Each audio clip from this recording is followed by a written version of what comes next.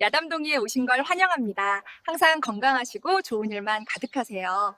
저 동이 오늘도 재미있는 이야기 시작할게요. 구독과 좋아요는 야담동이에게 큰 힘이 됩니다. 옛날 옛적 영주 초년, 전라도 서쪽 끝 청여년의 흉년이 새해째 이어지고 있었습니다. 백성들은 나무 껍질과 풀뿌리로 겨우 목숨을 이어가는 형편이었지요. 현감은 세금을 독하게 거두어들였고 민심은 날로 흉흉해져 갔습니다. 사람들 입에서는 하늘이 노했다는 푸념만 오갔지요. 주인공 장도리는 19살 가난한 머슴 출신 총각이었습니다. 일품인 손재주와 재치는 있었지만 가진 것이라곤 누더기, 옷과 헐어진 집신뿐이었지요. 장도리는 늘 속으로 생각했습니다. 한 번에 팔자가 뒤집히는 수는 없을까 하고 말입니다. 기회만 노리는 속 깊은 야망을 품고 있었지요. 마을 사람들은 그를 두고 허풍은 세지만 마음은 착한 놈이라고 치부했습니다.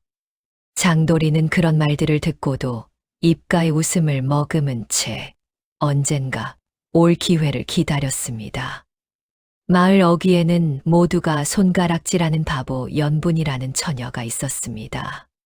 20살이 넘도록 말도 더듬고 사람들 눈을 제대로 마주치지 못해 늘 놀림감이었지요. 그러나 그녀 곁을 지키는 늙은 어머니, 김씨 노파마는 중얼거렸습니다. 우리 분이는 바보가 아니여 하늘이 숨겨둔 보배여. 아이들은 연분이를 놀려 울렸지만 그녀는 매번 해맑게 웃다가 홀로 남아 하늘만 올려다보곤 했습니다. 어느 날 장터 주막에서 보쌈꾼 박만석이 술잔을 기울이며 수상한 소문을 흘렸습니다. 저 바보 처녀 사실은 큰 부잣집에서 버려진 딸이라더라. 그 애를 데려다 부인으로 삼으면 그 집안 재산이 몽땅 넘어온다 카더라. 결혼도 재산도 꿈에서나 가능했던 장도리의 귀가 번쩍 뜨였습니다. 만석은 장도리에게 가까이 다가와 속삭였지요. 밤중에 연분이를 보쌈에 오면 뒤실은 내가 다 알아서 하겠네. 자네에게 큰 복이 올 것이야. 장도리는 마음이 흔들렸습니다. 평생 가난에 짓눌려 살아온 그에게 이보다 더 좋은 기회는 없어 보였습니다. 흉흉한 가을밤, 장도리는 얼굴을 가리고 연분이 집 뒤편으로 숨어들었습니다. 창호지 틈으로 보니 연분이는 부엌 구석에서 초를 켜놓고 혼자 중얼중얼 기도를 올리고 있었지요. 하늘님, 오늘 밤에도 사람들 다치게 하지 말아주세요. 장도리는 그 말이 무슨 뜻인지 이해하지 못한 채 뒤에서 포승줄을 던져 연분이를 업고 산길로 달렸습니다. 산중 허름한 초막에 도착하자 연분이는 묶인 채로도 이상하게 조용히 있었습니다. 장도리가 두려움을 눌러 그녀를 앉혀놓고 말했지요. 오늘부터 넌 내 안사람이다. 허세를 부리는 그의 목소리는 떨렸습니다. 그러자 연분이는 고개를 갸웃하더니 해맑게 웃으며 물었습니다. 그럼 이제 나도 사람 남편이 생긴 거예요. 그 웃음이 어쩐지 장도리의 등골을 서늘하게 만들었지요. 밤이 깊어갈수록 초빛은 흔들리고 연분이가 잠들자 초 주변으로 희미한 빗무리가 생겼다가 사라졌습니다. 장도리는 잠을 이루지 못하고 그 광경을 멍하니 바라보았습니다. 이게 정말 사람을 보쌈해 온 것인지 아니면 무언가 다른 존재를 들인 것인지 알 수 없었습니다. 갑작스러운 재물에 다음 날 새벽 장도리가 초막 밖으로 나가보니 믿기 힘든 광경이 펼쳐져 있었습니다.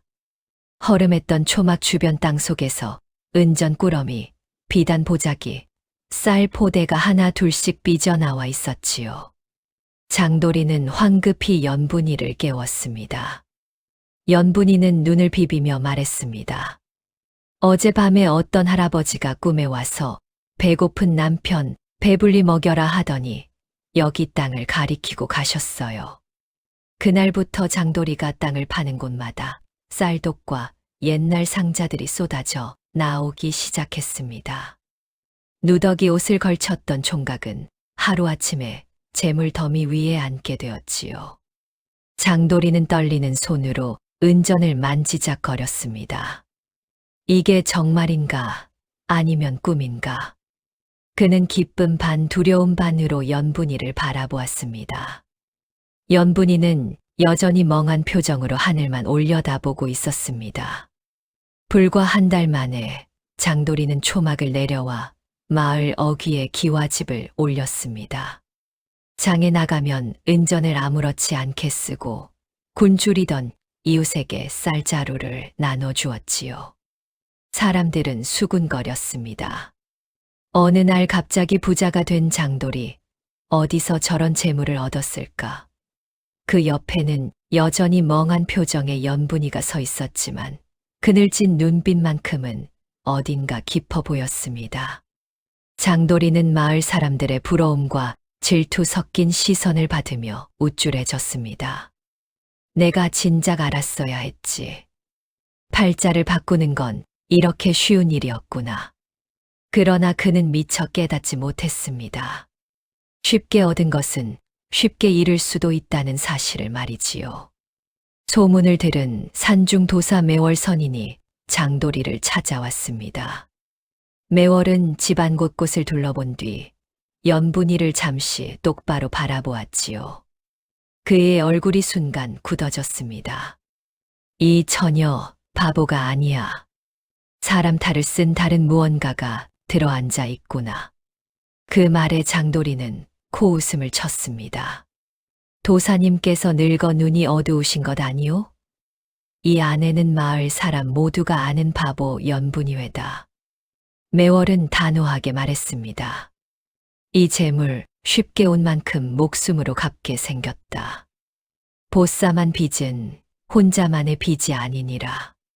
장돌이는 그제야 등골이 서늘해졌습니다.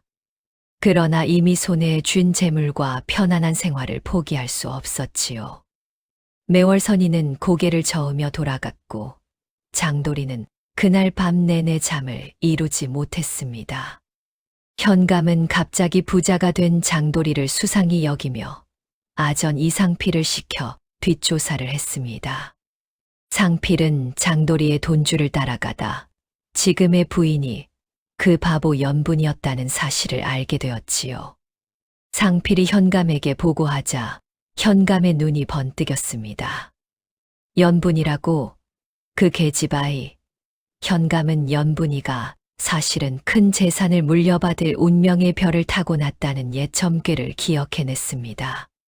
10여 년 전 한 무당이 이 고을에 태어날 아이 하나가 하늘과 땅을 잇는 그릇이 될 것이라 예언했었지요. 현감은 혼잣말을 중얼거렸습니다. 그 년만 손에 넣으면 이 현의 재물은 모두 내 것이 될 것이다. 관아 또한 연분이를 노리기 시작하면서 장돌이 집안은 보이지 않는 포위망 안에 갇혔습니다. 현감은 이상필에게 명했지요. 은밀히 준비하라. 곧 잔치를 열어 저들을 불러들일 것이다. 장돌이는 아무것도 모른 채 여전히 부자로 사는 삶에 취해 있었습니다. 어느 비 오는 밤, 장돌이는 잠에서 깨어 마루로 나왔습니다. 연분이가 혼자 마루 끝에 서서 하늘을 향해 속삭이는 것을 목격했지요. 이 사람, 아직은 데려가지 마세요. 빚은 제가 갚을게요. 바보처럼 웃던 얼굴은 온데간데 없고 차갑고 또렷한 눈빛이 번쩍였습니다. 장돌이는 숨을 죽이고 그 모습을 바라보았습니다. 연분이는 장돌이의 존재를 이미 알고 있는 어딘가와 거래를 하고 있는 듯 보였지요. 장돌이는 공포와 의심 속에 빠졌습니다. 정말로 내가 사람을 보쌈해 온 것이냐, 아니면 신령을 집 안에 들인 것이냐. 그는 뒷걸음질 치다 마루에 부딪혔고 연분이가 그 소리에 고개를 돌렸습니다. 순간 연분이의 눈동자가 다시 멍해지며 평소의 바보 같은 표정으로 돌아왔지요. 아이고, 서방님. 왜 밖에 나와 계세요? 감기 드시겠어요? 장도리는 대답하지 못하고 방으로 돌아가 이불을 뒤집어 썼습니다. 다음 날 장도리는 견딜 수 없어 매월 선인을 다시 찾아갔습니다. 진실을 알려주시오. 내 아내는 대체 누구요? 매월은 오래전 청년현에서 일어났던 사건을 들려주었습니다. 열해 전 이 고을에 천재 소녀 무당이 있었지. 하늘과 땅을 잇는 그릇이라 불렸지. 이름 또한 연분이었다. 그 소녀 무당은 가뭄을 끝내고 흉년을 막을 힘이 있었습니다. 그러나 탐욕스런 관리들이 신령의 힘을 독점하려 하자 거역했지요. 그날 밤 관아에 불을 지르려다 억울하게 죽임을 당했다. 죽기 전 그 아이는 저주 섞인 기원을 남겼지. 다음 생에는 바보로 태어나 남의 욕심을 비추는 거울이 되리라 하고 말이야. 매월이 장도리를 똑바로 바라보며 말했습니다. 지금의 연분이가 바로 그 다시 태어난 그릇이다. 자네는 신령의 계획 속에 들어온 것이야. 장도리는 모든 것이 자신의 보쌈에서 시작되었다는 사실을 깨닫고 괴로움에 빠졌습니다. 연분이를 팔자 바꾸는 도구로만 여겼던 자신의 어리석음이 부끄럽고 두려웠지요. 매월은 말했습니다. 내가 택한 인연이니 이제는 종례까지 함께 가야 한다. 도망칠 수도 남에게 떠넘길 수도 없다. 장도리는 결심했습니다. 연분이 곁을 떠나지 않겠소. 어떤 일이 있어도 말이오. 그러나 그 결심이 곧 더 큰 재앙을 부를 수도 있음을 어렴풋이 느꼈습니다. 집으로 돌아오는 길, 장도리는 연분이를 새로운 눈으로 바라보았습니다. 바보가 아니라 하늘이 숨겨둔 보배라던 김씨 노파의 말이 떠올랐지요. 이제라도 제대로 대해야겠구나. 현감은 연분이를 관아로 끌어들이기 위해 음모를 꾸몄습니다. 장도리에게 사람을 보내 말했지요. 부자가 된 것을 축하한다. 관아에서 잔치를 베풀 터이니 부부가 함께 오라. 연분이에게는 따로 사람을 보내 복을 나누러 관아를 방문하라고 했습니다. 잔치날 술과 음식에는 몰래 진언을 막는 약과 품행을 흐리게 하는 향이 뿌려졌습니다. 현감은 잔치 자리에서 연분이를 앞에 세우고 말했지요. 이 고을의 복을 책임질 새 부인이니 나와 함께 관아에 올라가 살라. 장도리는 술기운에 흐려진 정신으로도 그 말이 무엇을 의미하는지 알아챘습니다. 무슨 소리요? 이 사람은 내 아내 외다. 장도리는 칼을 빼어 들려 했지만 술 탓에 제대로 움직일 수 없었습니다. 혼란 속에서 포졸들이 사방에서 들이닥쳤습니다. 현감은 장도리를 폭도로 몰아 곤장에 처했지요. 감히 관에서 칼을 뽑다니 역적이 따로 없구나. 곤장이 등에 떨어질 때마다 장도리는 비명을 질렀습니다. 연분이는 두 손을 모으고 떨며 서 있다가 결국 포졸들에게 팔이 잡혀가나 마당으로 끌려갔습니다. 그날 밤 관아 뒤편 하늘 위로 붉은 안개가 피어올랐습니다. 새까만 까마귀 떼가 빙글빙글 맴돌며 울어댔지요. 연분이는 관청의 깊숙한 방에 가둬졌고 현감은 흉흉한 웃음을 터뜨렸습니다. 이제 내 힘은 모두 내 것이다. 이 고을의 재물도 백성들도 모두 내 손아귀에 있다. 한편 피투성이가 된 장도리는 포졸들 손에 이끌려 감옥에 던져졌습니다. 그는 피를 토하며 간신히 숨을 쉬었지요. 연분이 그의 입에서는 그 이름만 나왔습니다. 그날 밤 매월 선인이 감옥에 나타났습니다. 철창 사이로 부적 하나를 건네며 말했지요. 이 부적은 단 한 번 내 목숨을 대신할 것이다. 단 누구를 위해 쓸지는 내가 정해라. 매월은 장도리를 몰래 빼내어 함께 관아 담장을 넘었습니다. 새벽녘 두 사람은 숨어들어 연분이가 갇힌 방 앞에 다다랐습니다.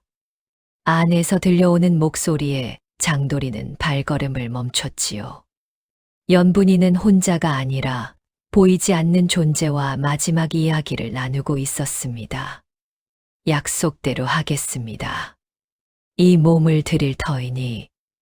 연분이는 촛불 앞에 무릎을 꿇고 속삭였습니다. 처음부터 제가 선택받은 그릇이었죠. 이 사람을 살리고 이 고을의 죄를 드러내는 조건으로 제 생을 맡기기로 했습니다. 창틈으로 그 말을 들은 장도리는 더 이상 참지 못하고 문을 박차고 들어갔습니다. 그만둬. 내가 왜 나 대신 죽으려 드느냐. 연분이가 놀라 돌아보았습니다. 눈가에 눈물이 맺혀 있었지요. 서방님, 여기 왜? 그 순간 현감과 포졸들이 뒤따라 들이닥쳤습니다. 역적놈이 또 나타났구나. 관마당 한복판으로 모두가 끌려 나왔습니다. 매월 선인이 손에 방울과 부적을 들고 나타나 외쳤지요. 이제 진실의 굿판을 벌이겠다. 하늘이시여, 이 땅의 죄를 밝혀 주소서. 하늘에서 천둥이 쳤습니다. 번개가 관마당을 환히 비추었지요. 연분이의 눈동자가 별빛처럼 빛나기 시작했습니다. 그녀의 입에서 낮고 깊은 목소리가 흘러나왔습니다. 오래 기다렸구나. 그것은 연분이의 목소리가 아니었습니다. 죽은 무당 소녀의 홀령이 그녀 몸을 통해 말을 하기 시작한 것이었지요. 포졸들이 겁에 질려 뒷걸음질 쳤고 현감은 창백한 얼굴로 소리를 질렀습니다. 요사한 짓을 그만두지 못할까. 그러나 그 목소리를 하늘의 뜻을 막을 수 없었습니다. 관마당 중앙에 붉은 기운이 소용돌이치며 모여들었고 연분이는 두 팔을 천천히 들어 올렸습니다. 연분이의 입에서 그러나 그녀가 아닌 목소리가 흘러나왔습니다. 청년연 현감과 그 무리는 백성의 피를 빨고 하늘의 뜻을 거슬렀다. 관마당 허공에 10여 년 전의 장면이 펼쳐졌습니다. 어린 무당 연분이가 관아에 끌려와 무릎을 꿇는 모습, 현감이 그 아이에게 백성들의 재산을 빼앗는 일에 신령의 힘을 쓰라고 강요하는 모습, 아이가 거절하자 매를 때리고 결국 칼로 찌르는 장면까지 모두 드러났습니다. 이 현감은 불법으로 세금을 징수하고 백성들의 곡식을 빼앗아 사사로이 팔아넘겼다. 신령의 힘을 독점하려 무고한 아이를 죽였고 그 죄를 덮기 위해 수많은 이를 해쳤다. 포졸과 아전 중 일부는 떨며 무릎을 꿇었습니다. 현감은 발작하듯 소리를 질렀지요. 거짓말이다. 모두 거짓말이다.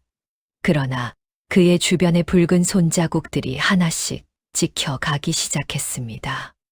죽은 이들의 원한이 눈에 보이는 형상으로 드러난 것이었지요.